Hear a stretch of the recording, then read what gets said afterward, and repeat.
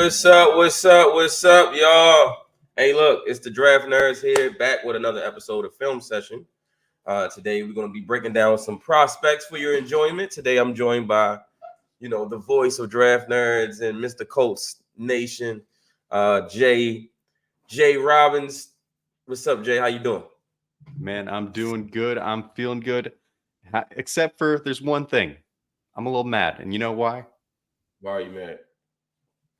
It's March. Time for some madness. It is. It is time for some madness.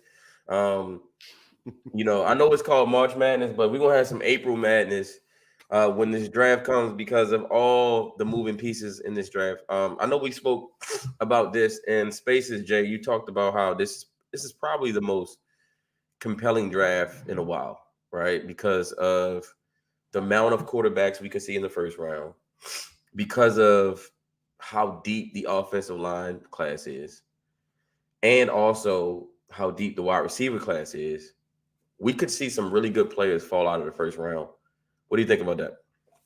Absolutely. There's going to be a good chance that 7 wide receivers could be off the board in the first round potentially. There's just a huge cluster of guys who you could see going there. And on top of that, offensive line is going to fly off the board. Like you said, quarterbacks, especially for this draft, a lot of defensive talent is going to be pushed down boards that they wouldn't normally be pushed down just because of the sheer wealth of offensive talent at those premium positions. So I'm really excited to see how compelling that will be and what values teams are going to get, especially on the defensive side of the ball. Let me ask you, do you have a top 5 wide receiver? Have you done a top 5 in this draft, wide receivers? Man, I have been going back and forth for that number 5 spot for quite a while. Okay. And man, it's the more I dig in and the more game tape that I watch, the more harder the decision, I swear. We all know the top 3, but the 2 I'm going between, it also really depends on what you're looking for that, for 4 and 5, because as we're going to see, there's 2 guys from the same school who have some pretty different profiles that you could really fall in love with. There's a few guys from the Seminoles who might be really interesting, and there's a few other ones from Tiger Country that could be really, really up there as well. Yeah, absolutely. This wide receiver class is super compelling. Last night I kind of started doing the film session and breaking down some things I like. I finally got access to my all 22 stuff now, so I decided to run some of it back. So we're going to do Xavier Worthy today. We're going to also do AD Mitchell. We're going to do Mohamed Kamara from edge rusher from Colorado State. We're going to do Cooper DeJean from Iowa. And who was the last one? Who was the last guy? Quinyon Mitchell from Toledo Rocket. Yes. The Rocket is a great name for him because he's a high riser in this draft. I feel like about a few months ago, not many people knew who he was. He goes out to the Mobile, has an awesome Senior Bowl, and now he's firmly cemented as a top 15 pick in this draft. Yeah, man, I can't wait. His tape is very, very fun to watch. Just absolutely dominating teams in the MAC, and his performance in the Senior Bowl really opened eyes for everyone. Knew what he could do against MAC competition, but then what he did in Mobile against the best, just reinforced everything that we saw. Absolutely. All right, let's get into some film of Mr. Worthy. All right, here we go. So we're gonna go back a little bit, right? So this is Worthy versus Alabama 2022. Sometimes in order to go forward, you got to go backwards. That's Worthy in motion.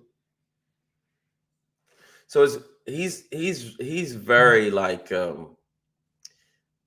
he's I've heard a lot of people compare him to John Ross, and I think that's unfair. I think it's a lazy comparison. The only reason why people do that is because of his speed.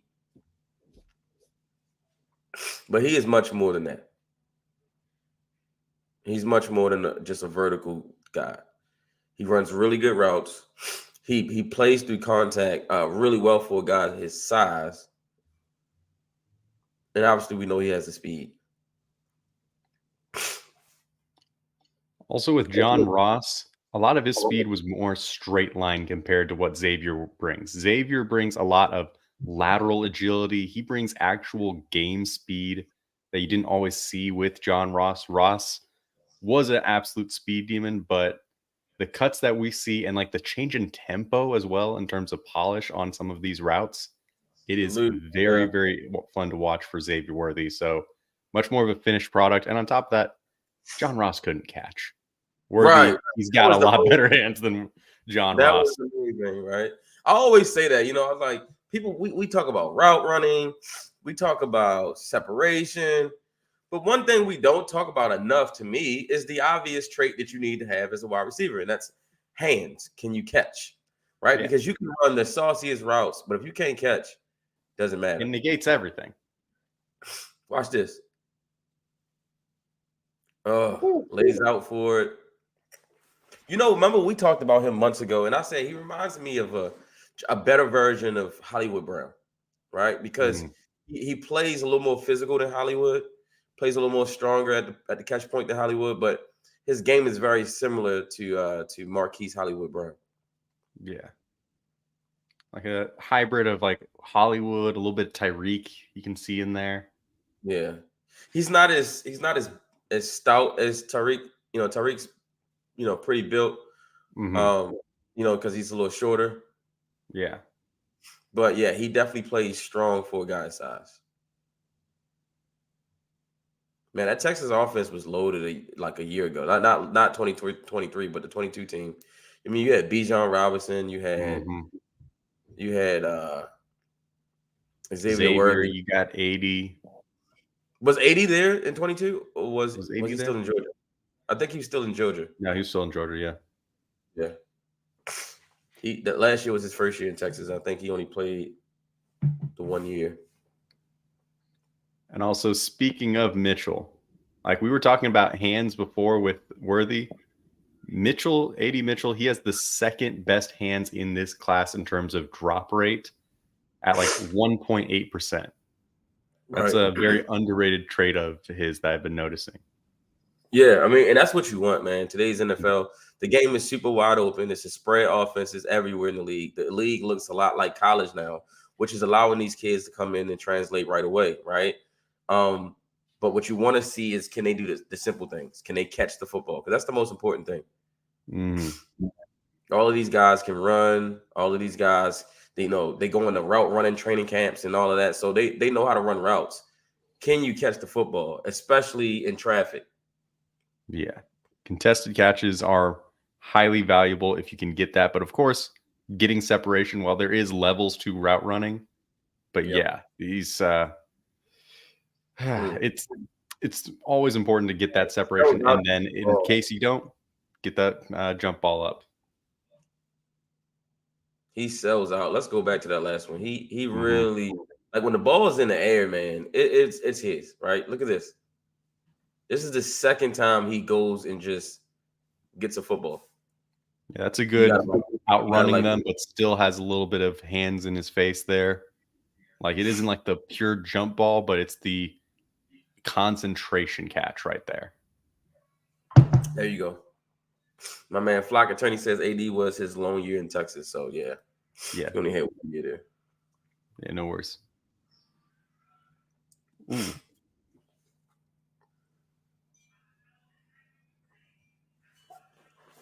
Man, I can't wait to do some of these offensive linemen, man.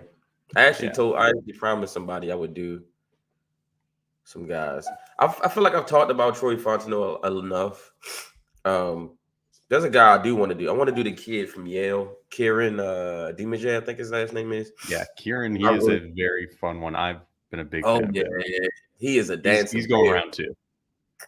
Yes, he is. And I'm hoping he goes to the Ravens. So, but he's a dancing bear, bro. He just mauls people in the run game. Love it. Also, you've been noticing sometimes with Xavier right here, you're seeing a lot of motion as well at times. Yes. And it is an absolute weapon that teams can exploit, that defensive has to keep in mind, because with his pure speed, and agility, he's going to be able to take a reverse to the house if you're not absolutely. careful. I talked about as well. People, one of the knocks on him is, well, he doesn't get off press, right? But the problem is, the question was, will he struggle getting off press because of his size? My thing is, who's going to have the guts to press him? He runs 4.2. If you press him and you miss, it's curtains, right? Yeah. Like, so not many DBs have the speed to press him with confidence because if he beats you, if he gets off the line, it's over with. Not only that, like you just mentioned, with his speed, you can line him up in the slot in different ways where he can get free releases. Yeah. And with the game is so flat and simple like it used to be, where it's just we gonna line up mano and just your man beat your man. No, the NFL is different now. Football is different. It's all about strategy, moving guys around like chess pieces. Yeah, like if you got a rhythm quarterback who can hit him in stride and he doesn't have to like slow down, there's not going to be many guys who are going to be catching him before the catch point, let alone after. Right. That's a good matchup, him and Terrion Arnold. Ooh. Now Terrion, he is an elite agile corner. Like he can stop and go on the dime. So that is a great matchup for him. Yeah, that's Kool-Aid on the blitz. It's another draft prospect, number 1 right here, coming out there on the blitz. Him and Will Anderson. He snuck by him. Yeah, he did. Kool-Aid was much better last year in 2022 than he was in 2020. Yeah. He regressed a little bit, but he still has some strong coverage instincts. He's just bit a few times on some double fakes and deep. And then there was questions about his overall athleticism compared to some of these other top cornerback prospects. Because I believe this is the game where Texas actually beat Alabama in this game. I think they beat Alabama. This was early in the season. Nice. Look at the block. Look at the block by Worthy on the outside. Doing the dirty work. Watch this. Number 1 right here. Look at him. Look at him. There you go. That's all it takes. You ain't got to be the bigger.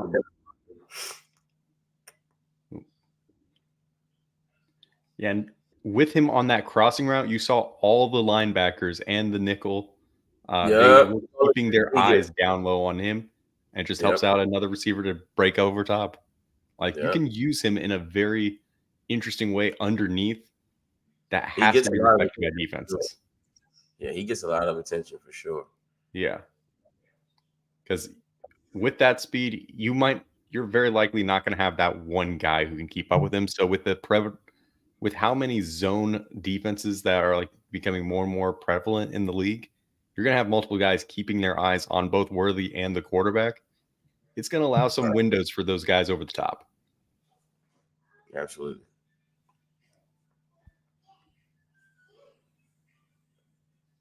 Like a good play designer is going to have a field day with Worthy in their offense. And there is talk. The Colts had a lot of people at the Texas Pro Day. We're talking GM, head coach, Reggie Wayne, the wide receiver coach, plenty of scouts. Like they put an entire ensemble right down there in Texas. And there's a lot of good like Texas players that they could be watching. But the fact that they brought Reggie means they were looking at those wide receivers, both AD Mitchell and Worthy. Yeah, and they both performed really well at the Pro Day. Yeah. I mean, really well. I was seeing some screenshots of Reggie reacting to it, and he was looking damn impressed. And if you're impressing Reggie Wayne, you're doing a damn good job. Agreed. Who do you think he was impressed more by? AD or I'm going to say that Worthy might be his guy, but AD Mitchell fits Ballard's prototype better. But the question is, are we going away from the prototype? Because Josh Downs did not fit that prototype at all last year. No, he didn't. Could we see a shift in that and having Worthy be the new Z receiver instead of Alec Pierce, getting a more smaller, shiftier, faster guy to just go deep, as well as getting some more underneath usage out of that position? Xavier reminds me a lot. He reminds me a lot of T.Y. Hilton as well. Yeah, that's a good one too. Gives you a lot of T.Y. Hilton vibes. Yeah. like almost an amped up Ty in terms of just pure raw burner. Like, but Ty had some strength to him too. Like Worthy had, like the top of those routes are nasty. For sure. Ty was the truth, man. I think he played for Florida Atlantic. Florida International. Yeah. And now his son Eugene is a junior in high school right here in Indianapolis. This kid is insane. He's gonna be like a 3 or 4 star. Yeah. And he's like 6'2", so imagine a 6'2" T.Y. Hilton. That's not gonna be fun for defenses. All right. This kid outruns angles, man. Unbelievable the way he outruns angles. All right, let's jump ahead to this year. Let's go.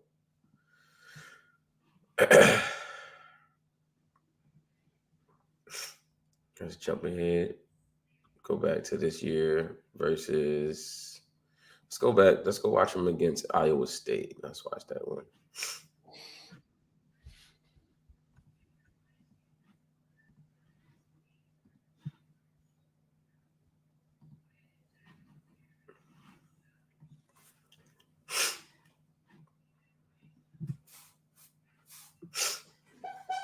All right. And it is bottom of your screen.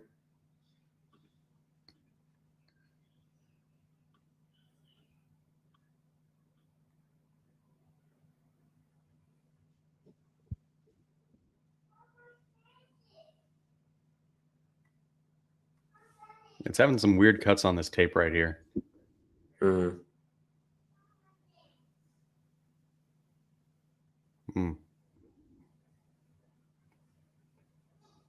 He's really crafty as a route runner. Yeah. Ooh.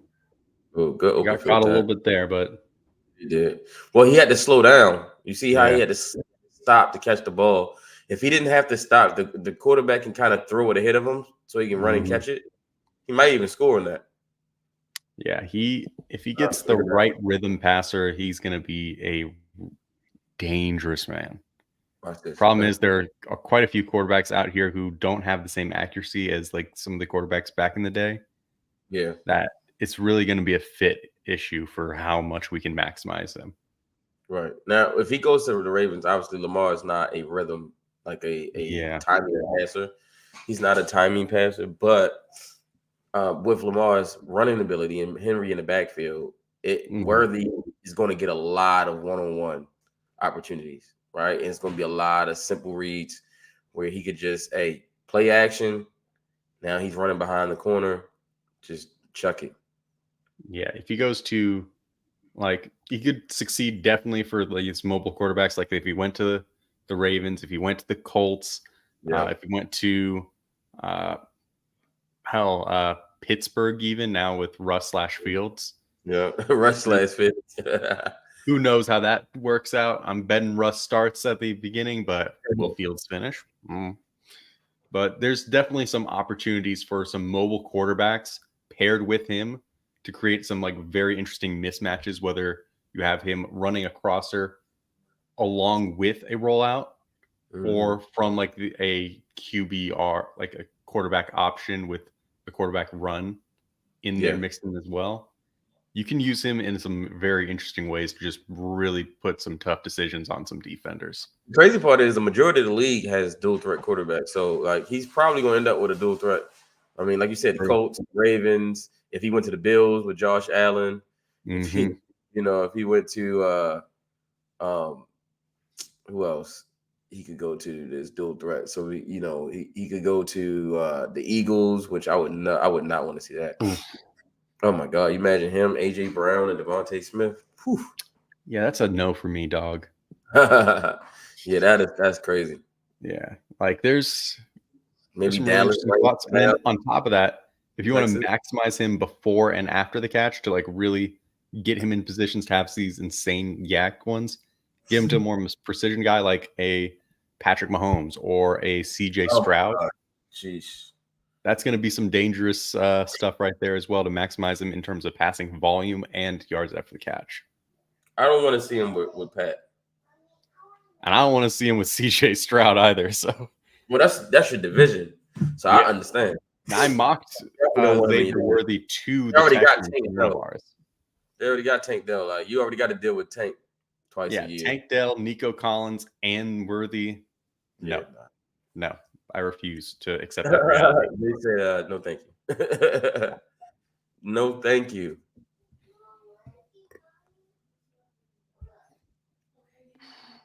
But also, there's just going to be so many great wide receiver prospects that you're going to be seeing some good guys going to a bunch of teams. Yeah. This is the reload of everyone's wide receiver cores this draft.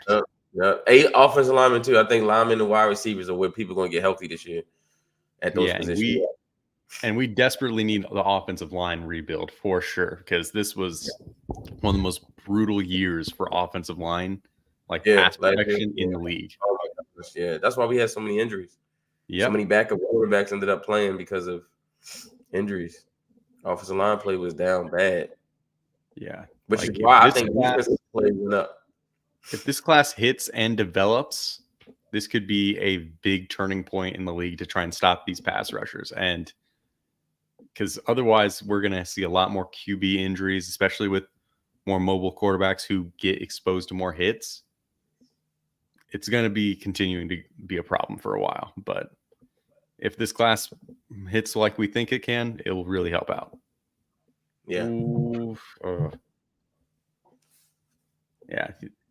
Thing with Worthy, he can win in those concentration catches, but if the ball isn't he's not a guy you can just chuck it up to and say he's down there somewhere, he's going to go up and get it.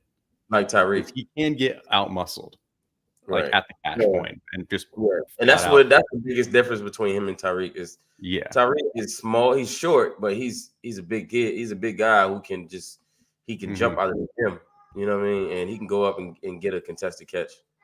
Yeah, that's where this kid reminds me more of Hollywood. Hollywood doesn't do that either.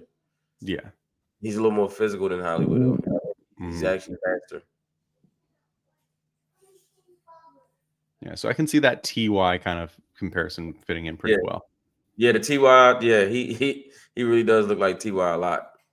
Even his body type, he looks exactly like TY. Mm-hmm.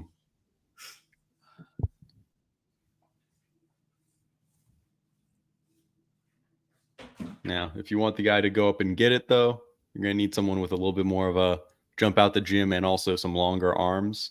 Mm-hmm. A.D. Mitchell would be the guy from the Texas team, for sure.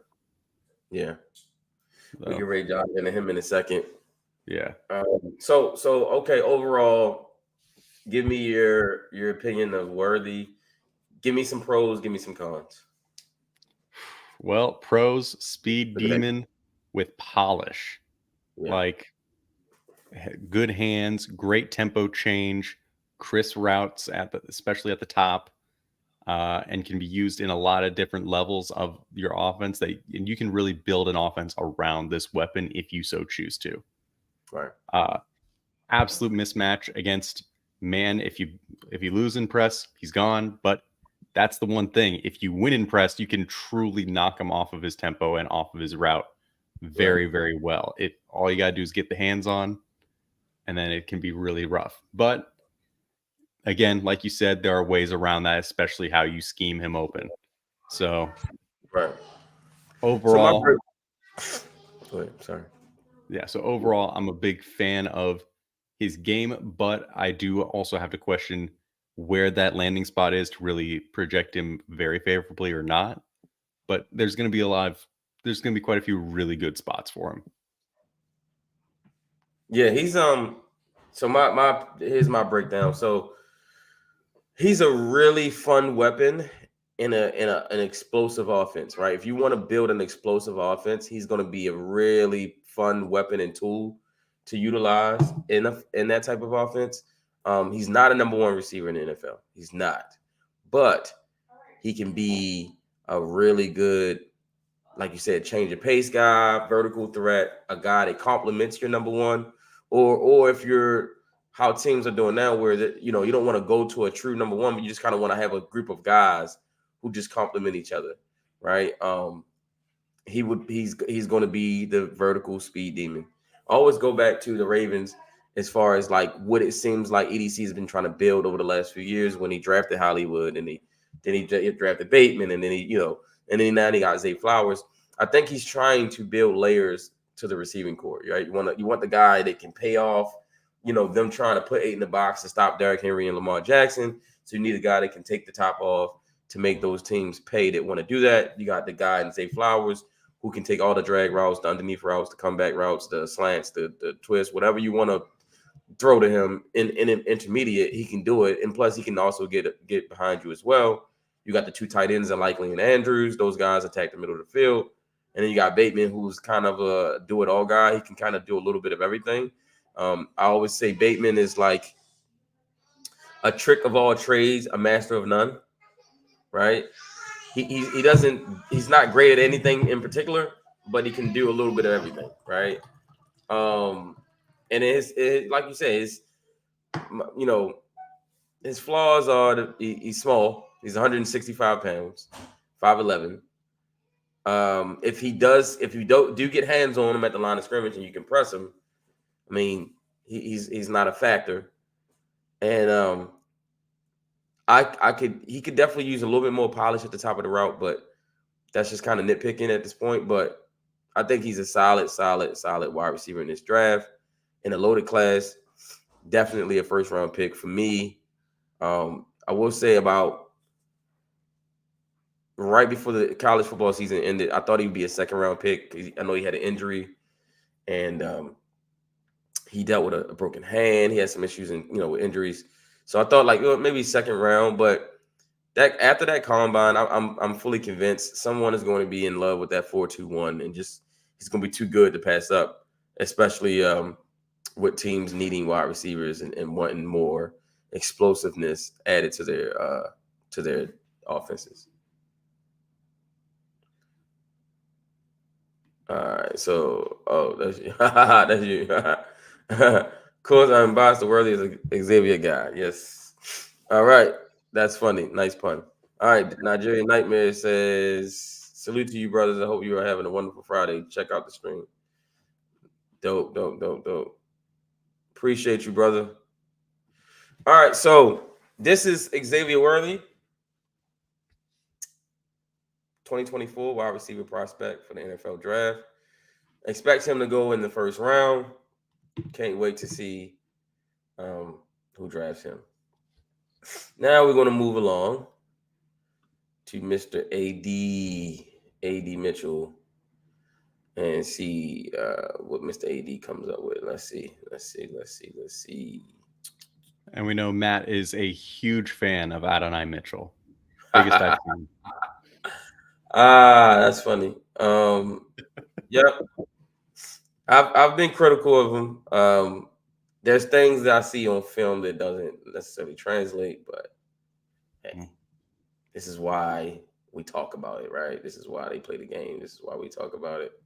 But hey, personally, I'm willing to invest in the guy, considering he is a absolute freak of nature athlete with reliable hands to boot. I feel like there is that developmental ceiling. So let me ask you this. How high is too high for Mr. AD? Well, if I'm picking at 15 as the Colts, I feel like it might be a little high. But if we trade back, I could see him being in a mid-20s kind of pick for the Colts. Okay. Or other teams who are already naturally there at mid-25s. Mid-20s.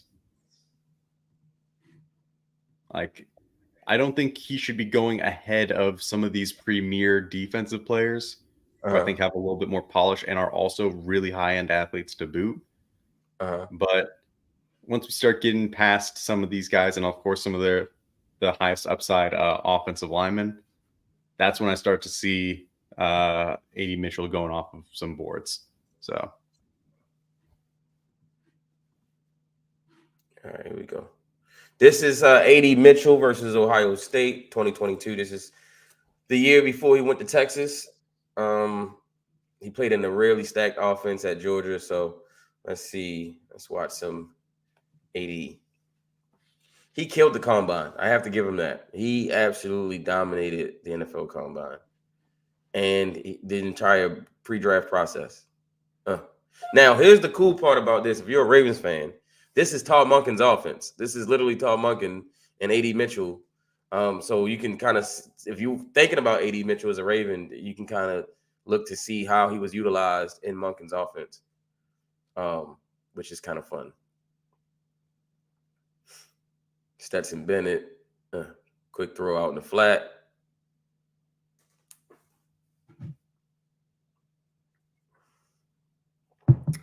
What impresses you the most about him?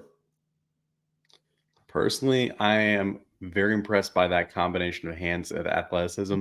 I think his release package could use a little bit of work at times, but man, he just can really attack the football in the air, in my opinion. And I think there's some really interesting reps. There's some inconsistency at times when he is in contested catch situations, which we can see at times, but there's just some reps that I'm really, really inspired by. And he can run routes. There are like some really genuinely good reps of route running. Yeah. Like he can sink his hips and then cut on a dime. The problem is most common that I see on him is effort. Like, and then he said something too. He said, I don't always run my routes full speed. I was like, why would you say, like, why would you? That's not something I would have told anyone. Yeah, that's not a flex. Like, you need to run your routes crisp at all times. And on top of that, like, if he's not the focus of the route or the play, he's lazy. He's gonna like take the rep off, basically. Which he's lazy. That's something I noticed as well. When he knows the ball's not coming his way, or maybe he doesn't know the ball's not coming away, but he doesn't. If he's not, let's say he's not the number one option on a particular play, he's not the first read. You could tell he's not the first read because he acts like he's not the first read. Oh, yeah, also, by the way, that last catch was made by Mr. George Pickens. So he played on a really stacked Georgia offense. I mean, you had Brock Bowers, you have Lad McConkey, right? Then you have AD, George Pickens. So I think he was probably like the third option in the passing game at Georgia. And then, of course, they got the mammoth himself, Darnell Washington, as their run blocking tight end. Oh, no wonder they was winning national championships left and right. Yeah. Is that him right there? Is that, or that was somebody else? Was that him? Darnell Washington 0? No, was that AD on the crossing route? I just wanted to see if it was him or not. Zings it. That looks, is that him? I think. Yeah, it was him. It was. Yeah, it cuts like very weirdly on that one. And it's hard to see the number. Yeah, it looked like it was number 2, but it was number 5. Yeah. That was him. But yeah, with AD, he is a guy who it definitely also is another coaching fit who can motivate him the best and mentor him the best. Because if you feel like you got a wide receiver room that has like either a vet or a really good wide receiver coach or offensive coordinator who will know how to get his effort consistent, then he's going to be a absolutely insane threat in this league. The problem is, like, he shows the flashes of everything that you kind of want. It's just the rep to rep consistency is just not there right now. Do you think he needs to go to a team with an established veteran wide receiver in the room, or does it matter? Do you think it matters? I think it can matter, but what's more important is the wide receiver coach. Like, if the right guy is there in terms of mentorship, that certainly helps. But ultimately, it comes down to which coach can speak to him the right way, can get him to hold himself accountable and put himself in the best positions to succeed. Now, in the interim, while he's building these good habits, I also don't want him to go to a team with a quarterback who is more of an improviser, who will hold on to the ball and try and make something happen. He might not need, like, that could be a great spot for him eventually once he builds up those habits. But in the meantime, it's not going to be the best fit year one for that team unless he really, really shows a lot more consistency on his reps, like from the jump. So y'all see that? Y'all hear that? Jay saying the Ravens shouldn't draft AD Mitchell. Because I'm saying it everything he wouldn't did, be the best fit for his skill set early on. he definitely holds the ball a lot. But hey, if Monken is the guy to get the best out of him potentially with their experience previously together, then I'm it wondering. might not be year one, but year 2 or 3, you could have something really interesting. I'm wondering if he transferred from from Georgia because Monken left. Because you remember, Monken leaves, and then he leaves the same year Monken leaves. So after this season right here, 2022. So makes me wonder if Monken leaving is part of the reason he left, or what have you. Because initially I thought, I'm like, well, was it the competition? He couldn't take the competition. But George Pickens had already went to the draft. He got drafted. Then you had Ladd McConkey and Brock Bowers. So yeah, I mean, obviously he would probably be behind those two. Yeah, but he goes I don't know. He goes to Texas, and he's still not quite the He's still number not one. number one. Right, he's still not the number one. So it's But at the very least, he's not in the battle for 3. Right. He was firmly cemented as the number 2. Yeah. Texas. Whereas at Georgia, he might have had to fight a little more. Yeah. Like, the absolute ceiling for this guy is one of the best wide receivers in the league. But Really? the floor is definitely scary. Yeah, see, like I see a number 2 receiver in the league. That's what I see. I see that as the most likely thing, but I can see a scenario where he just puts it all together and just is an insane threat in this league. Like, he's literally the 5th most athletic wide receiver that we've ever seen in testing history. Testing though, see, that's the thing that always gets people. Brashard Perryman was a really good tester as well. True. He ran 4 pro day. You know what I mean? Like, the dude was an athletic. It wasn't as good as what we've got from him. And like, the number 1 guy is Calvin Johnson, and he's he doesn't have that same size, but he's definitely got a similar speed profile and explosiveness. But here's the thing though, when Calvin when Calvin was coming out of Georgia Tech, you could turn on the film and you could see him dominate. Right, that was the thing. I kept telling people in spaces, for a guy who tested the way he tested at the combine, why didn't he dominate? Like, what, you know what I mean? Like, why didn't he dominate at any point in college? He never dominated. With a guy with that athletic profile should dominate, especially lower competition. Now, I'm not expecting you to dominate Alabama or Georgia or whatever, right? Like, but you didn't dominate, Oklahoma State or Iowa State or Oklahoma, right? Like, why didn't he dominate against defenses, against college teams that aren't really known for defense when he has that athletic profile? It scares me because he strikes me as a guy who performs well, right, in a flag football 7-on-7 situation, but with the pads on, he doesn't look like the same player. That national championship game against Washington would have been a prime, not national championship, but the college football playoff against Washington would have been a prime opportunity for him to dominate that game. He did make splashes. He did score a touchdown, but he did not dominate that game in the way I thought he should have. Yeah, and that's what I'm saying. That's the absolute ceiling, but can he get to it? There's definitely some questions. So most likely, like you said, wide receiver 2 in this league. Yeah. But I can at least see the vision of him becoming a 1 and being a really, really good one. It's just, there's definitely a floor there, and the effort will scare a few teams off. Agreed.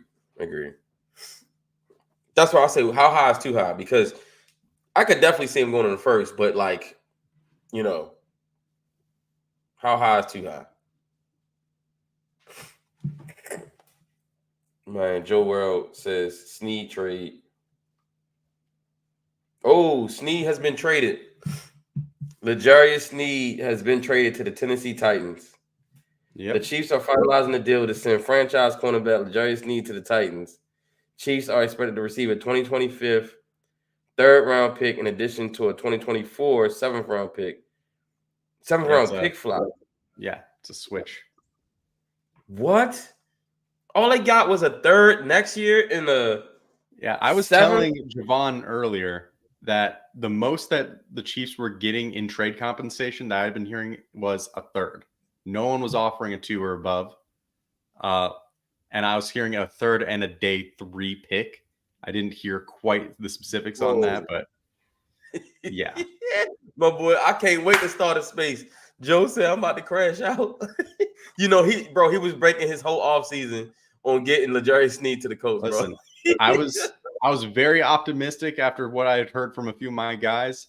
However, the wheels fell off when it came to the negotiation price. And so that's what the thing. Don't get hung up on how much the trade cost was, because the trade cost was not the issue.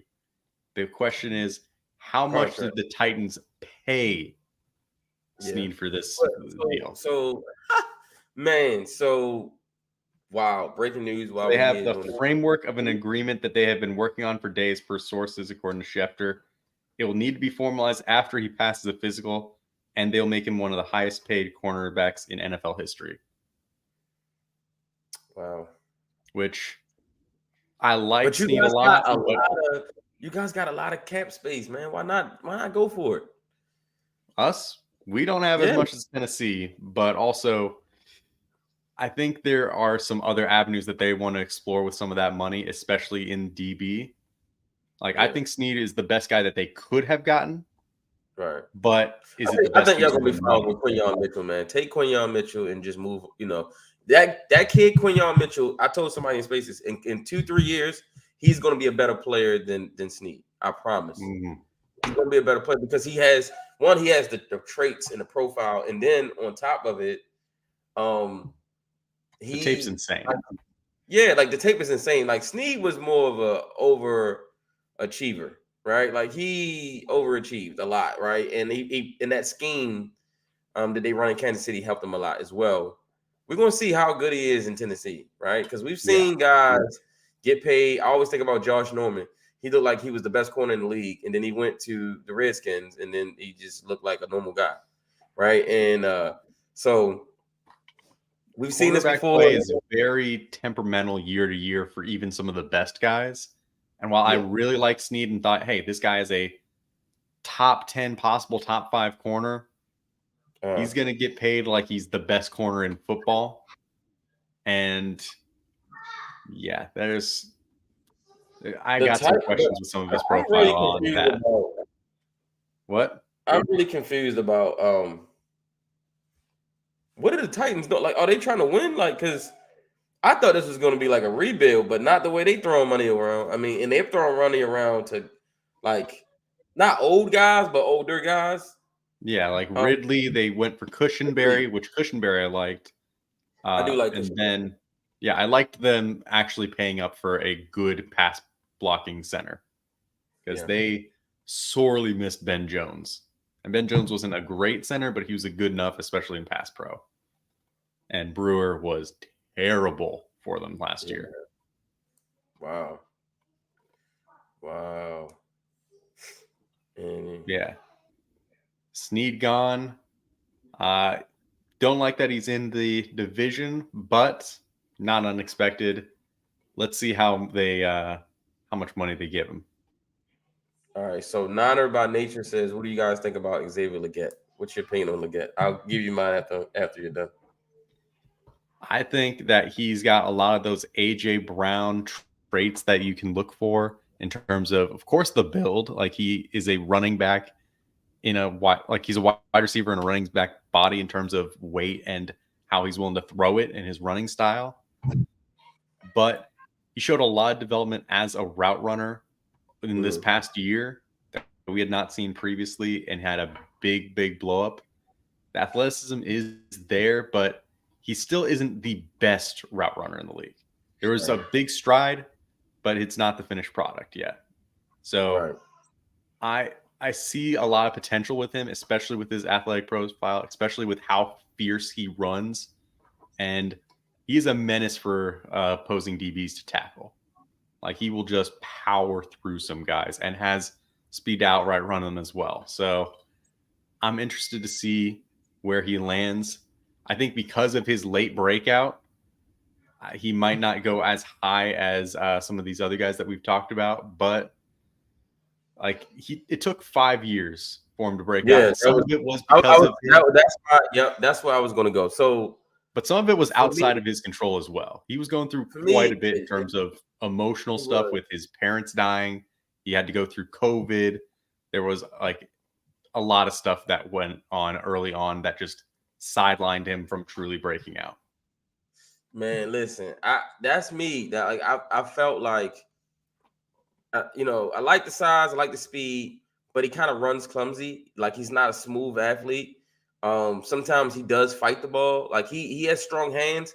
He snatches it at times, but also at times it looks like he's kind of like a little bit too aggressive trying to catch the football. Then Mhm. also you can see the rawness when you watch the film. Like he's definitely raw, and the 5 years thing bothered me as well. It's like, bro, with that athletic profile, with that speed, size, you're a fifth year senior. Excuse me. Why did it take so long? Why did it take so long? Like I just and then like is last year a sign of things to come, or was that an outlier? Yeah. Right. That's the There's decision you got to make when you're thinking about drafting him high. Is that was last year fool's gold, or was that more of who he's going to be going forward? And that's a yeah. big projection. It's It's the a big lack projection. of overall tape outside of that 1 year that makes you go, all right, like you said, fool's gold, or is it a sign of things to come? Right. Because it was quite a big jump from what he previously was. Like before the year, like I don't think many people even had much of a drafting grade on him. Like if they did, it was going to be day 3. Right. But then he has this insane year, and now we're talking about possible round 1 hype, which I could see him maybe sneaking into the very end. But I think more likely he's going to be early round 2. All right. So this is AD at Texas just last season versus Kansas.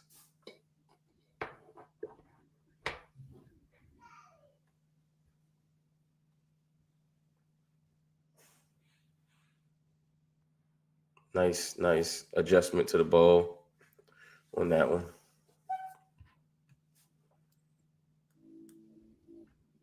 Mm. Mm. He knew he was going to get hit too, so to adjust on that and catch that, I like that.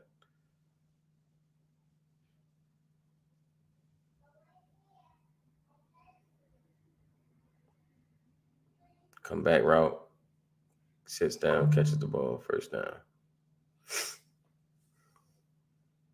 You can see him coming off with the route right here. Mm. Like it. Yeah.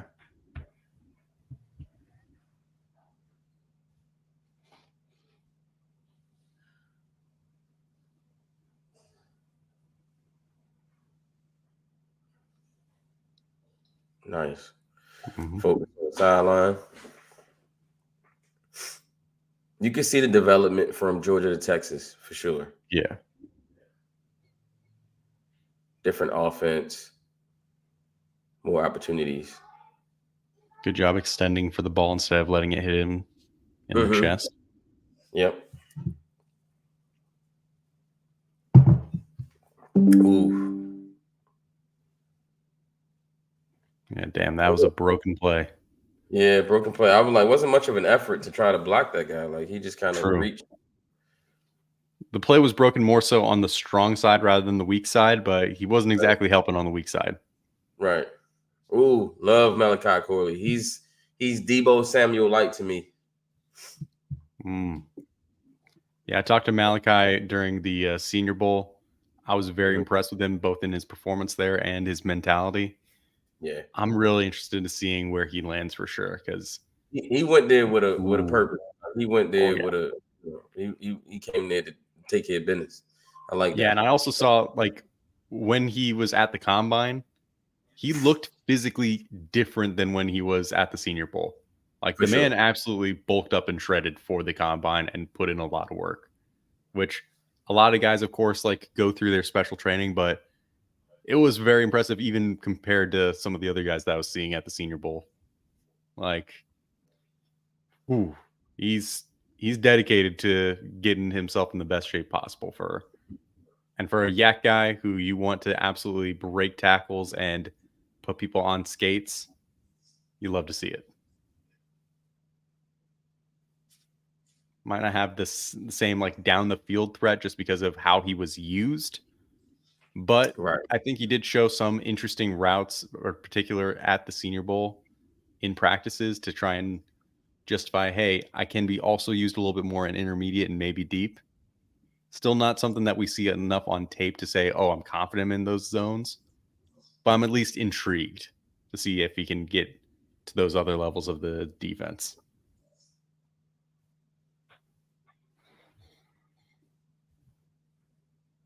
Niner by Nature says he needs to be in a 49er jersey. Yeah, Xavier Worthy. I mean, not Xavier Worthy. Malachi Coley is a dog, man. Yeah, dog. One of my favorite guys in this draft.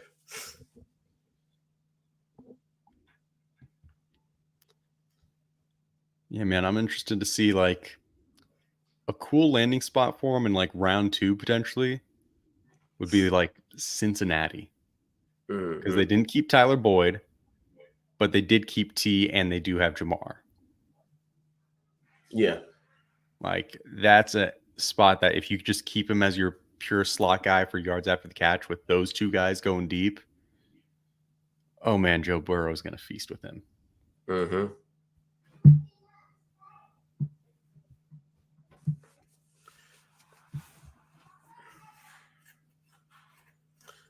Jerry Sneed to the Titans. Whew. Titans trying to do something. I don't know what they're trying to do, but they're trying to do something.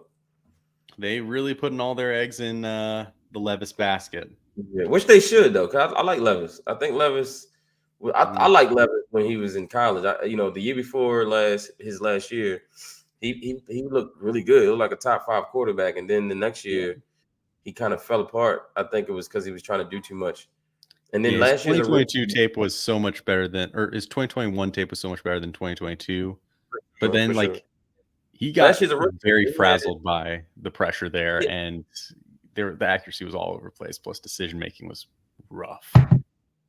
Right, but his rookie season last year, he showed some good signs. He showed, he had his typical rookie ups and downs, but he showed something that that lets me know he can play in the league.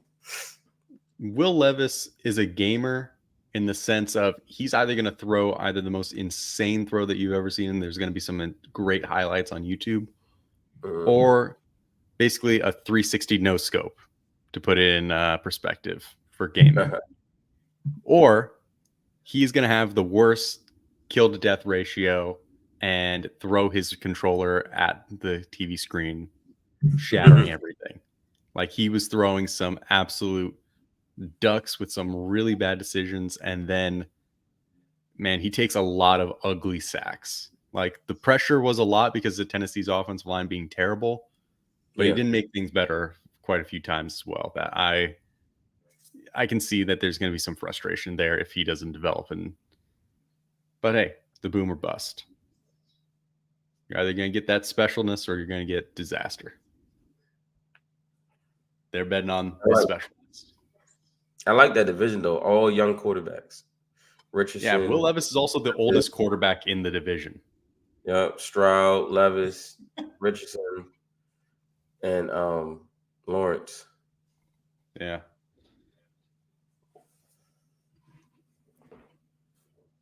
Yes, sir. Yes, sir. We do. We gotta check back with us on the next stream.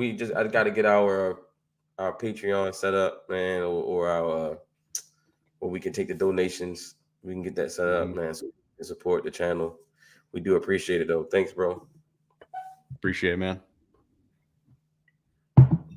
Anything to make the channel better, that's what it's all about. So, hey, I mean, we also get our merch store open at some point soon. Yep. Shout out to Javon getting all the Draft Nerds merch, man. Listen, man, Draft Nerds, man, it's a movement. You know what I'm saying?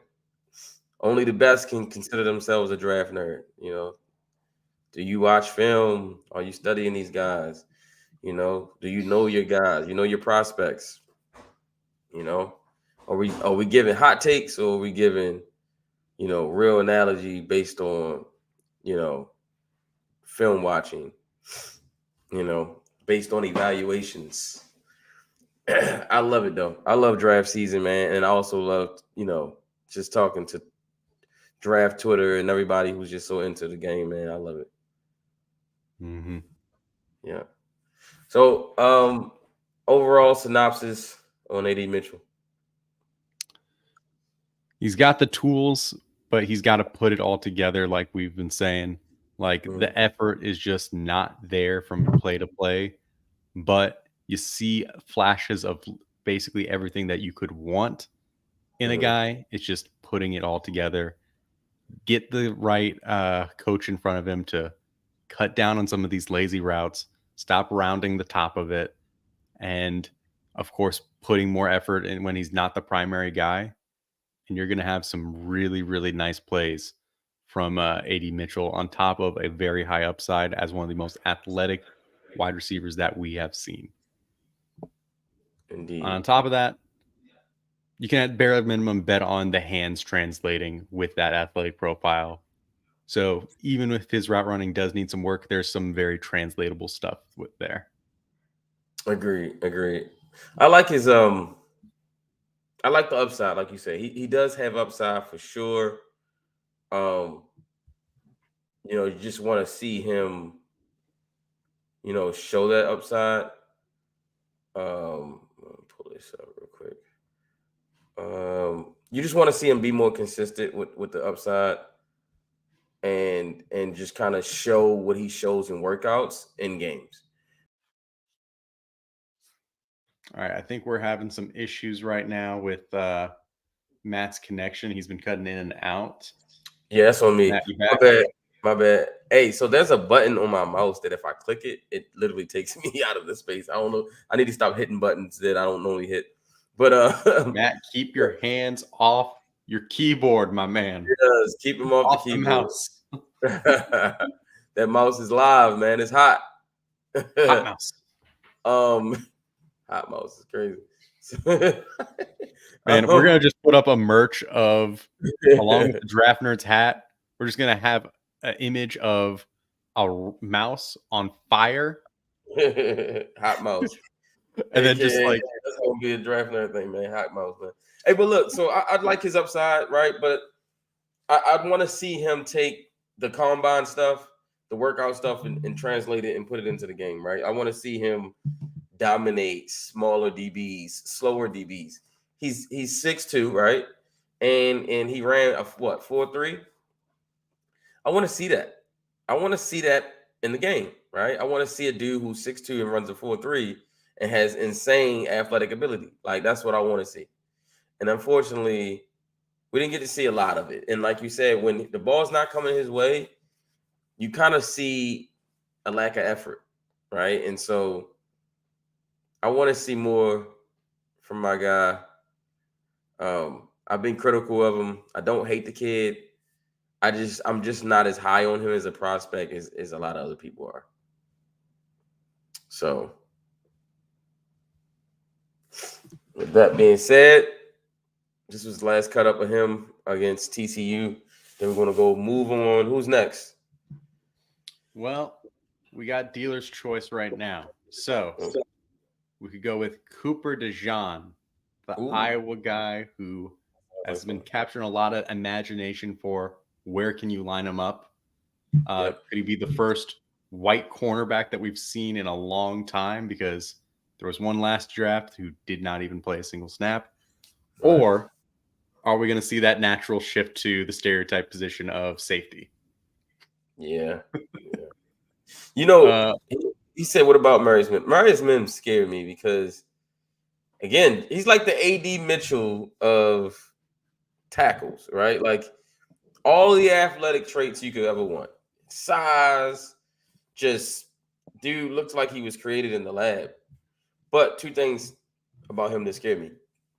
Excuse me. His lack of experience. I think he only played 8 games. And then his injuries, right? Mm-hmm. Those injuries, like I don't know how you couldn't be afraid or scared of those injuries because injuries are real, man. Like it's real. So I want to see him. I want to know, like, hey, okay, what happened, right? Like, is it just his body kind of failing him, or is it a just bad luck, right? I just kind of want to know, like, if like, and then his lack of experience. He just hasn't played a lot of football, so there is a lot of boom with him, but unfortunately there's also a lot of bust with him, and you know, Yeah, he is a very special athlete in terms of the sheer size paired with his movement skills is a blend that you're not going to see very often. But right, like you said, that inexperience, the very little amount of tape that we have to go off of on him, that can scare off a few teams. There's some really nice reps there, but then it's just not a whole picture. And then right, to top that off, like you were saying, the injuries. We've had a lot of great developments in medical sports science and recovery. However, guys are still going to get banged up in the pros. And if these history continues, there's a real threat that he's out of the league within the next like couple of years quicker than a lot of other these guys. right. Like fingers crossed that doesn't happen naturally, but it's scary. And that's a big risk for a team to put, especially if we're going to be investing round one draft Right, capital in right. him, which a team is going to take that shot. You're either going to get a potential franchise tackle or you're going to get a guy who you might not be able to roster in 3 years. The range is pretty wide for him in terms of his outcomes, but I'm interested to see if he lands the right spot and everything falls right, how high that ceiling can be, because it's very. Yeah, it's I mean, it's the potential is there. It's like, okay, but I've seen a lot of guys like that, right? With that profile, that just didn't work out because the injuries, like you don't get to the league and just stop being injured.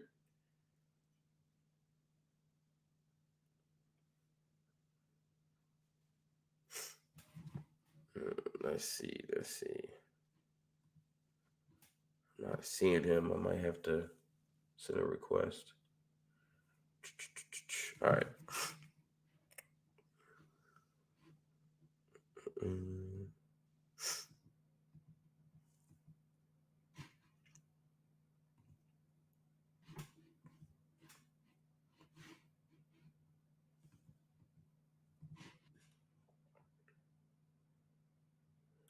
Ooh. Uh, Uh, Schultz is reporting the details of L'Jarius Sneed's contract. uh-huh. It is, according to his sources, 19 million average per year over 4 years with $55 million guaranteed. Wow. That was the big stickler, was the guarantees from what I heard from the Colts.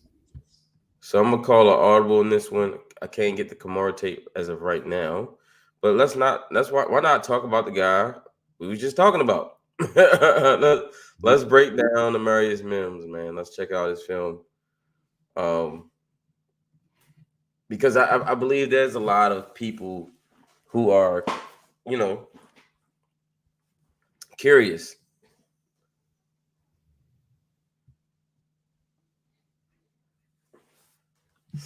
That's him at right tackle.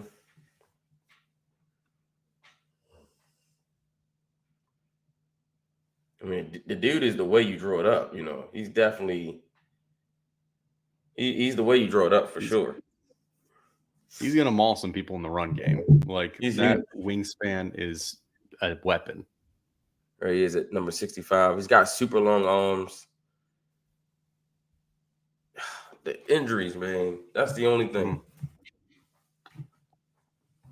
Yes, sir. AD, we know, man. He got traded to the Titans. That's crazy.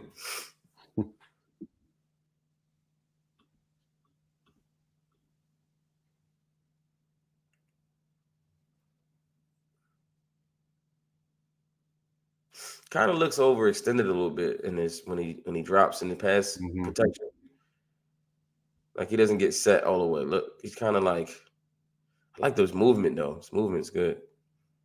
Yeah, he will recover for sure. Yeah, I like his feet. Finding work, keeping your head on the swivel. Oh, you see how he come off that combo? Oh my, look at that. Run that back. Let's see that again. That was fun. Watch this. Rewind. Oh, we gotta go back. Yeah, we gotta go back. We gotta go back. That was Move fun. back. I think it's after this one. Somebody gonna let this. Watch it. Oh, yeah. Knocked him off his spot like that. One more time. Let's go back here. Let's go back in. That was nice. That's some bully ball right there. He peeled off of one, and you get some too. That was nice. Especially with how low he got comparatively. Like, he is a giant guy. Yeah, and he got under them pads. Yeah, he did. Well done. Put his helmet right under the chin strap. That's where you do it. Just pop him out there. Here we go again. Pass protection.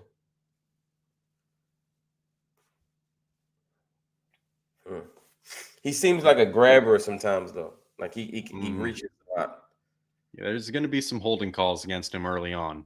For sure. He's got to learn how to stop grabbing.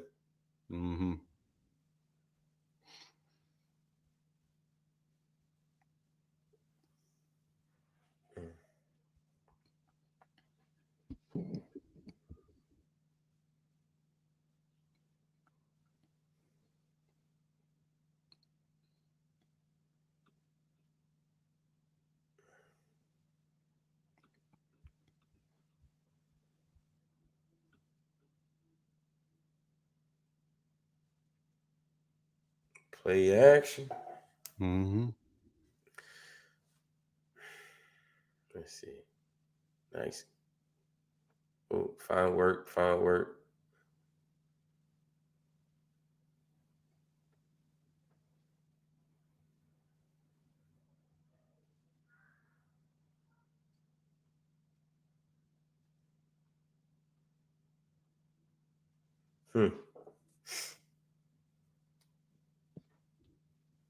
Offensive line.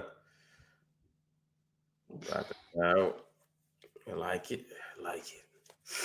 I like a lot of what this kid does, man. It's just the injuries. It's like, God, man, can we keep him healthy? Yeah, he's going to seek out contact. He keeps his head on a swivel, like you've been saying. And when he finds it, defenders regret that they are the hair to be found.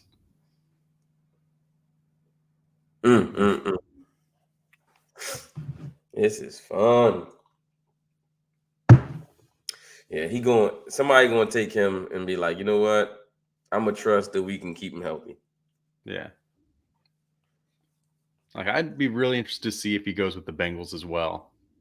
Because they could use a pure tackle for him, especially left. Yeah. And could they bet on that developmental upside? Because they've missed on quite a bit of offensive line picks over the years. Especially round one. Oh, he's out of this one.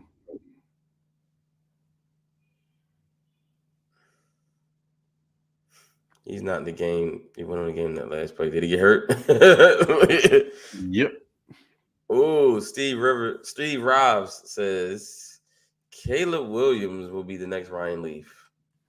There will never be another Ryan Leaf. Ryan Leaf is a one of one, man. I don't know. I don't think he was, because after Ryan Leaf, walked so that Jamarcus Russell could run. Fair, but I'm saying the issues that Ryan Leaf was doing in that locker room. Yeah, Ryan Leaf I had don't know some if we're gonna talent, see man. a guy like that. I've never seen a dude He had talent, bro. He had a rifle right arm. And he was big, strong quarterback. Like, I can see why most people thought he would succeed, but people didn't know he was a head case. Yeah. A lot of people didn't realize he was just mentally just very fragile. Yeah, he had some competitiveness issues and an ego that would not stop. Nah. But if you don't put in the work and you have that ego, guys are going to find that out. They're going to call you out on it. And if you don't respond to that well, it's a done deal. Yeah. And Agreed. that's exactly what happened. And unfortunately, like, he then got in trouble with the law afterwards. It was a whole thing. He thankfully has gotten into a much better place now in his life. He's trying to help these quarterbacks avoid some of those same pitfalls. But he was a truly interesting case study, and especially being right after Peyton Manning. Oh, yeah. So yeah, you can say that Caleb Williams will be a bust. I'm going to disagree, but if you're going to say that he's going to be a Ryan Leaf, I don't see that personality type. Like, I know some people are putting the diva label on Caleb. I don't see it to the extent of a Ryan Leaf. Yeah, Ryan Leaf was like, yeah, people are throwing out some names. Ugh.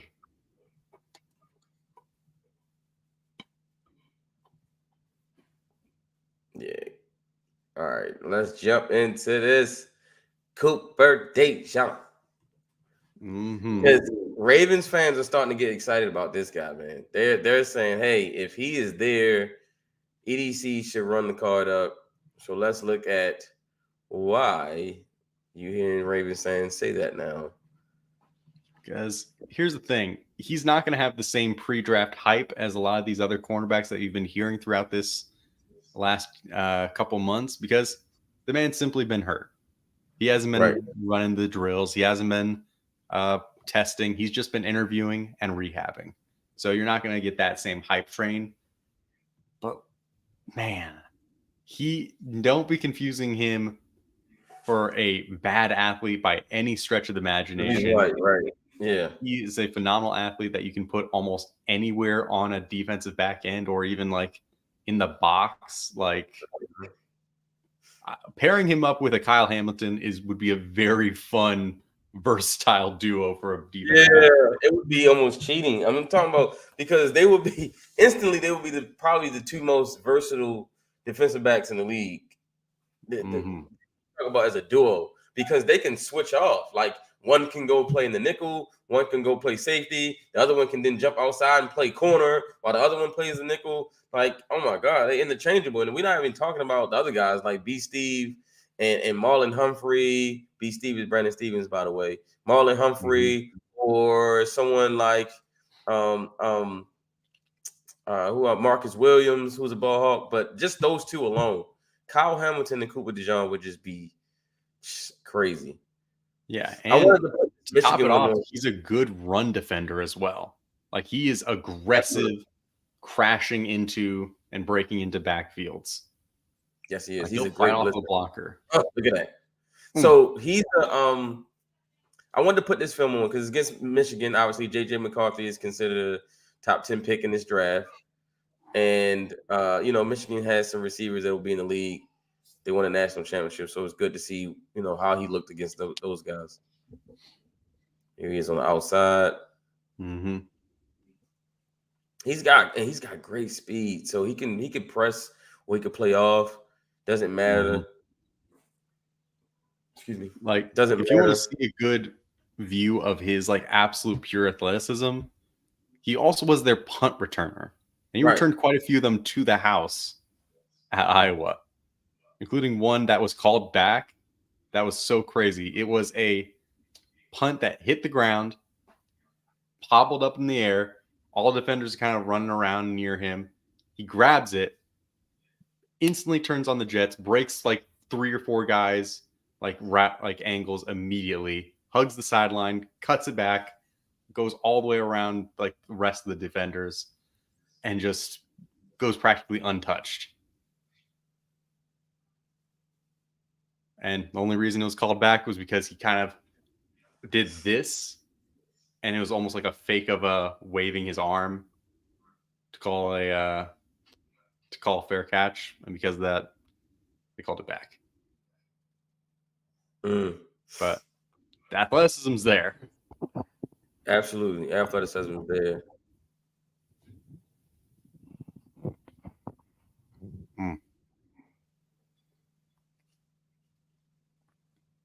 You know, when I'm watching film on DBs, I always like to watch and see how often are they around the ball, right? Like, and I'm just talking about ball carriers. Are they running to the fight, or are they kind of staying away? To let you know the mentality of a DB. You know, how often is he around the ball? Is every time you watch a play, he's his numbers there, right? He's always, even whether he makes a tackle or not, he's there. I always kind of look at that and just kind of like watching his awareness. You know,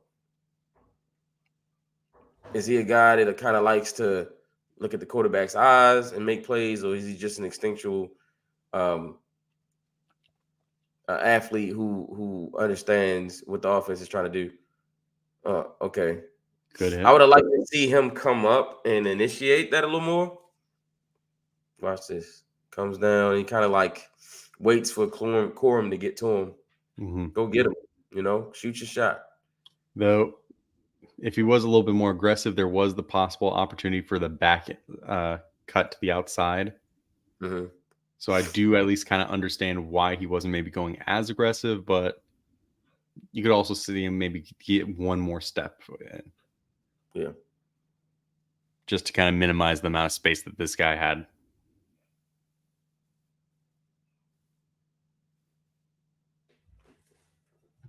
Damn, buffering, our greatest enemy. So good. All right, so you're gonna see also compared to he doesn't some get of a lot these other quarterbacks, he might not have as many press reps. Right. Yeah, he's in zone a lot. Yeah. But hey, we shifted more zone heavy in the NFL right now. Agreed. The Ravens ran a lot of zone coverage last year. Like he'll watch the quarterback's eyes very, very well. Smart guy, combined with that athlete, and if healthy, like I would say, there's a pretty strong case for him to be that top corner in this draft class. The problem is he's working back from, I believe it's a fibula injury, and I just know I want to see how he's doing physically and like the medicals, but I'm not privy to the information that the NFL guys are going to be getting for his medicals specifically, but I've heard optimistic things. So if he's ready to go, he should be by training camp. He's going to be really, really fun to watch. He didn't run at the combine, did he?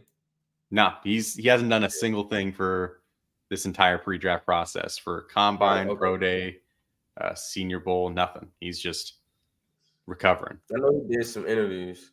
Yeah. But had he ran, he was going to be a possible 4.3 guy. Oh, yeah, for sure. Like, at bare minimum, low 4.4s. Yeah, he can scoop. I think what you're seeing is a lot of guys who played receiver in high school transition over to DB. And that's why you're getting some of these DBs coming out that are so athletic and so fast. A lot of them are converted wide receivers.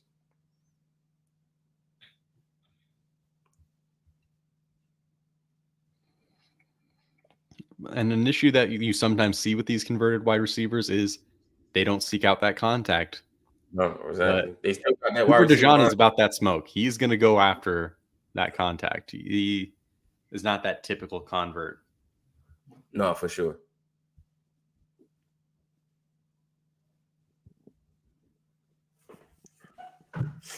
Like this kid a lot, man. All right. So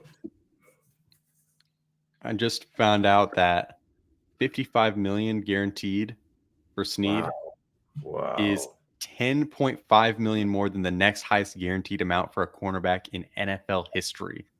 That's insane.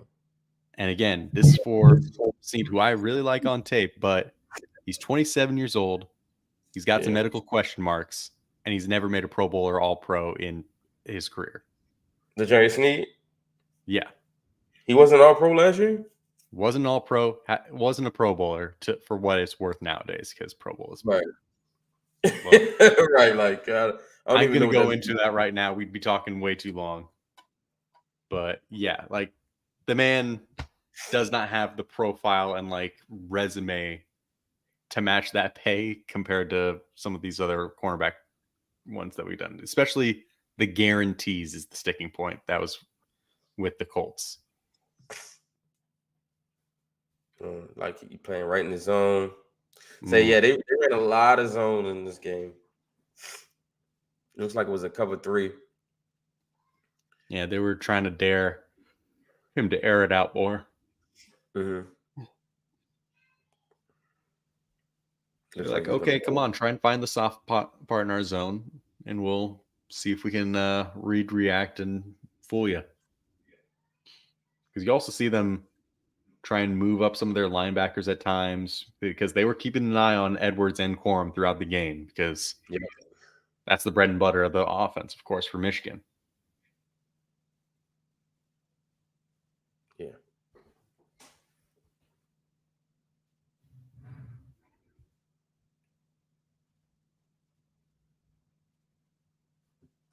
Yeah, this kid, man, listen. He's an athlete. I mean, he's going to be your kick returner. He's going to be your corner or your safety. Just a football player. Wherever you need him, just put him there.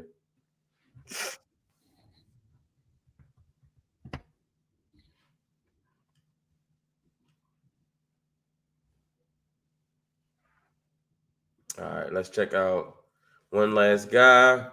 We got Mr. Quinyon Mitchell coming up. One of the fastest risers of this draft at the defensive back position. We will get into more Cooper DeJean at another time. Just want to make some time for Quinyon Mitchell, but we will get into some more of his film, break down more of what he does, his strengths and weaknesses. All right, so let's get into Quinyon Mitchell.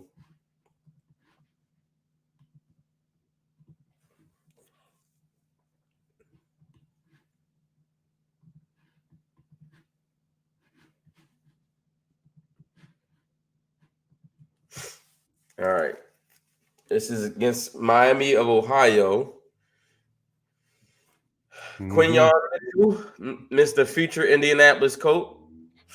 The Toledo Rockets versus the Miami, Ohio Redhawks. Ooh, sideline throw. Guess what? Shouldn't have thrown it. Incomplete. You know what the result is if you're going to throw to him. Why do it? Don't test him. The coach made a good decision, man. Get this kid, let Snead go and drain the bank account. Yeah. Of your division rivals. Especially if he's got the medical concerns that they were apparently very worried about, especially with that amount of guarantee. Jeez. Yeah. He's sticky, man. Mm-hmm. He just stays right in a wide receiver's hip pocket. Yeah. This kid, I always wonder how a kid like this ends up at like Toledo, right? Like the bigger schools didn't want no piece of this kid. Well, he chose to stay there. Like there were transfer opportunities throughout his time at Toledo, especially after his 2022 season, where he was, I think, top 2, top 3 in pass defenses in all of like Power 5 football or in Division I football. He was shutting guys down in MAC, and a lot of teams, including like some of the higher end SEC teams, wanted to see him there.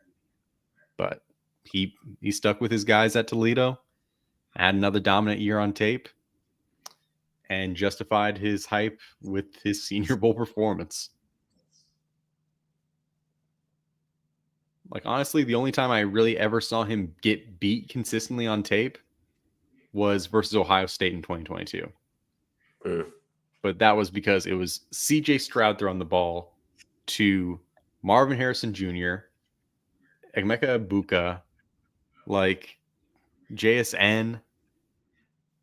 It was a tough assignment for a lot of those corners.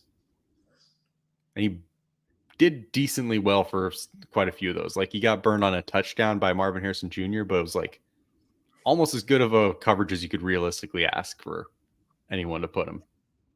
Oh, yeah.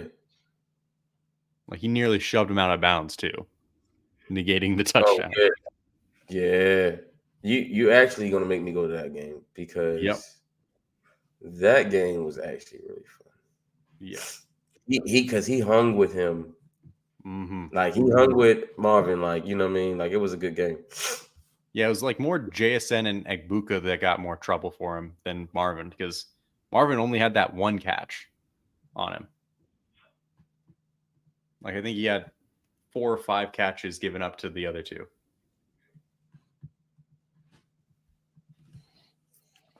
All right, here we go. It's Ohio State. Mm-hmm.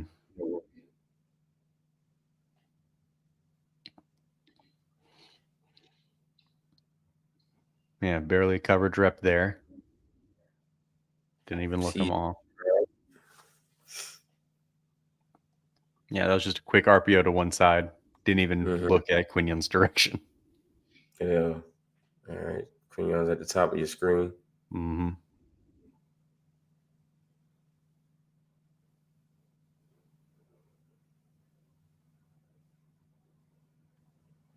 He's just alert at all times. Like he's always just where, like he's just always. Now we talk about always around the ball. This kid's always around the ball. Yeah, you see him hopping in there, just making sure. Mm-hmm. Like plenty of other cornerbacks would just walk to there. This man literally just keeping his feet moving, ready to pounce if something breaks out. Especially if like someone doesn't have a late whistle or something like that. Never know.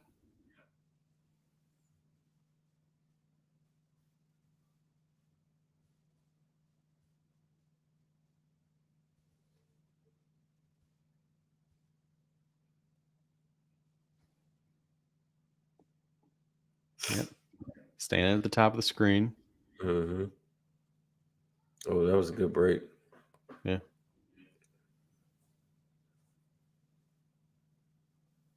Yeah, you don't see him getting beat a lot, like straight beat. Like if he gets beat, the guy just won, right? 1-on-1. Yeah. He's not getting smoked. Yeah, and he wasn't getting beat over the top of his routes in particular. He's got plenty of recovery speed to make sure that guys aren't going over him vertically. Plus, he's just very, very strong for his size. Yeah, it was just so unfair. Ohio State. I don't know how Ohio State doesn't win a national championship with this roster, man. Marvin Harrison, JSN, CJ Stroud. Like, what? How does this team not win a natty?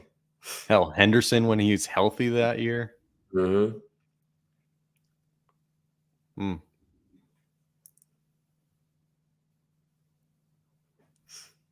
I think Emeka Egbuka was the third option. Yeah. And he's coming back this year, and he's going to be trying to threaten for another round 1 wide receiver from Ohio State yet again. That's why he went back, I think. He was going to be probably a second-round pick if he came out this year. He didn't really have. He's like, you know what? I'm just not going to join the most stacked wide receiver draft in a decade or two. I'll just wait for an opportunity to be a round 1 guy next year. Quinyon at the top of your screen again. Mm-hmm. Like that's JSN he's got on him. Yep. Stroud doesn't even look his way. Mm-hmm. There was a possible opportunity for a throw there, but you'd have to make sure you don't go high or else he's going to pick it.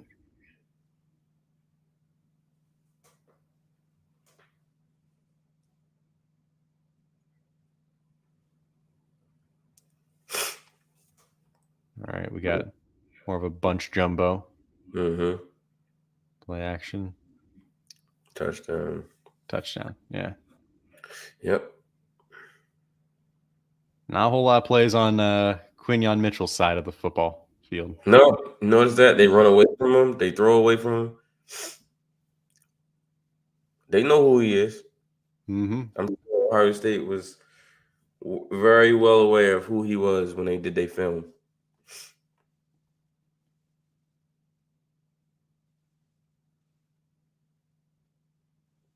It's like most all the plays are exclusively to the other side.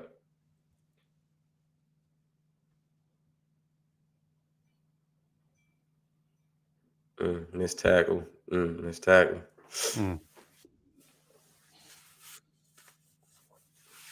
That guy is him.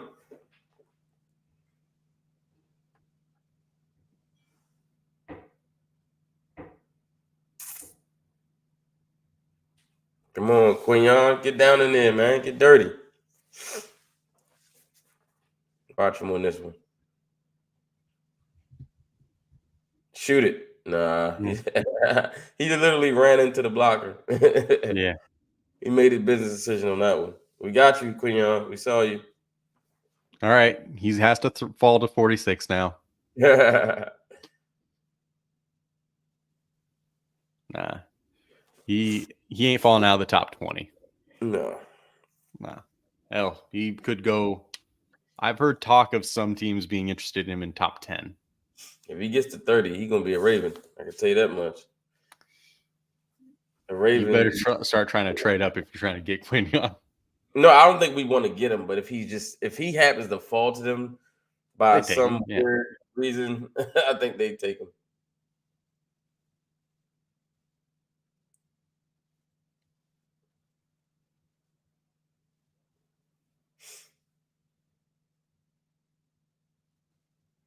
Clean pocket all day. Yeah, he might be the highest drafted Toledo player in quite some time. Yeah, I'm trying to think back on who's the highest drafted Toledo player I've ever seen, and I thought Chester. Drawn a few names there. No, not a lot. Yeah.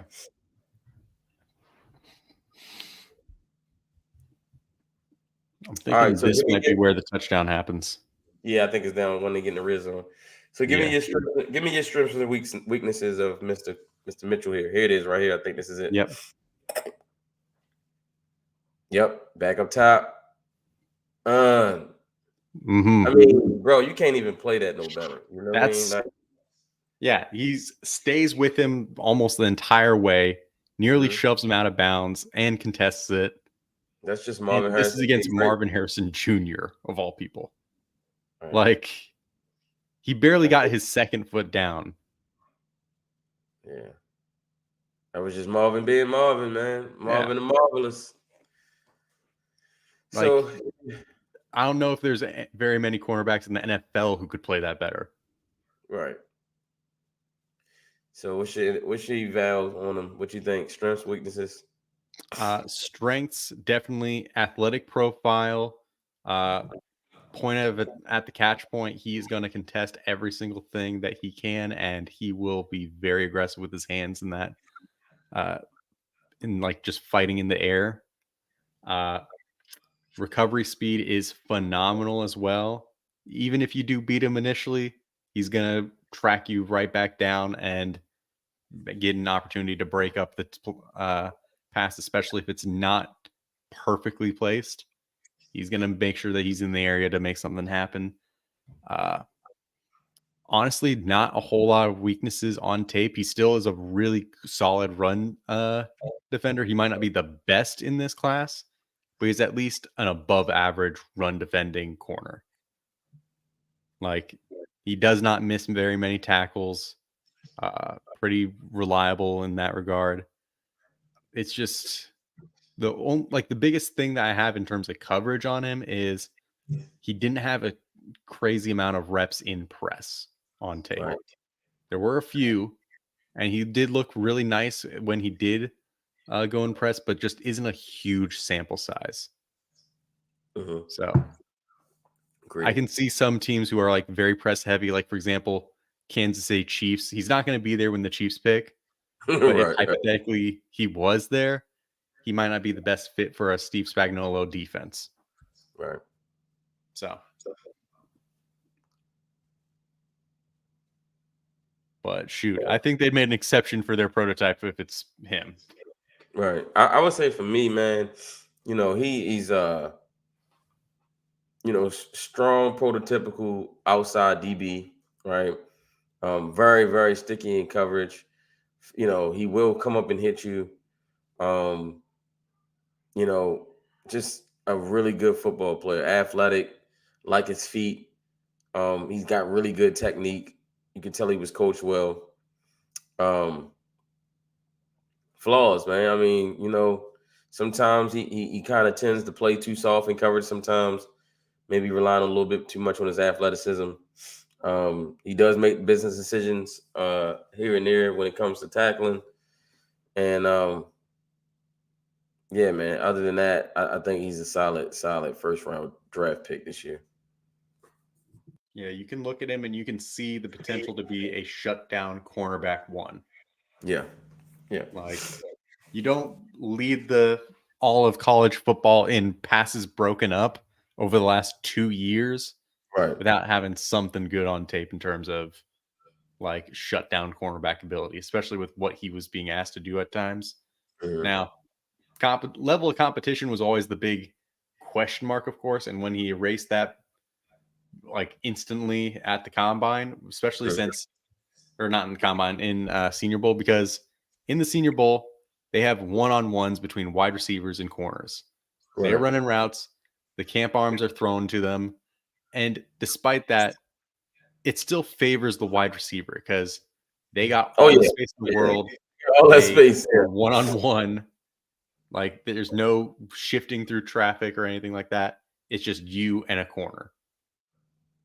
So the advantage is on the wide receiver, and not many people were winning reps against him at all, let alone consistently. So Agreed. matched up against a lot of different body types, a lot of different high-end wide receivers in this draft class, and he shot them all down. Yeah, he's a dog, man. He's a dog for sure. Like, I think he had more interceptions in that like practice than anyone else in the entire like Senior Bowl Yeah, his roster. one-on-ones, man. I think I'm gonna do the one-on-ones one day. I'm gonna live stream all the one-on-ones from the Senior Bowl, man. It was Fun. something. It was definitely fun watching Yeah, those I guys. caught up with him after the very first day. I was like, "Man, you do realize you made some money today?" And he's like, "Oh, damn." But Yeah, yeah, I know you, man. What was your biggest takeaway from your interview with him? he seems like he's got a good head on his shoulders. He loves to be a student of the game. The guy that he wants to model his game after the most is Jairi Alexander or Darius Slay. Those are the two guys who he really, really is a big fan of. I can see a lot of both their game in him. So, I mean, he also, like, loyalty is a big thing for him. He was loyal to his program. He wanted to make sure that he helped build something with Toledo. Like, it ain't just about the money, it ain't just about the glitz or glamour. He wants to put the people that he knows and trusts, like, and build something with them. So I like that. Yeah. Quinion, first round pick. Will he be a Colt? Will he be a Steeler? How high can he go? Right? How high will he go? Hmm.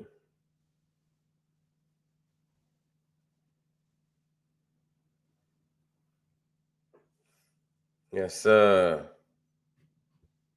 Quinion Mitchell, man, dog.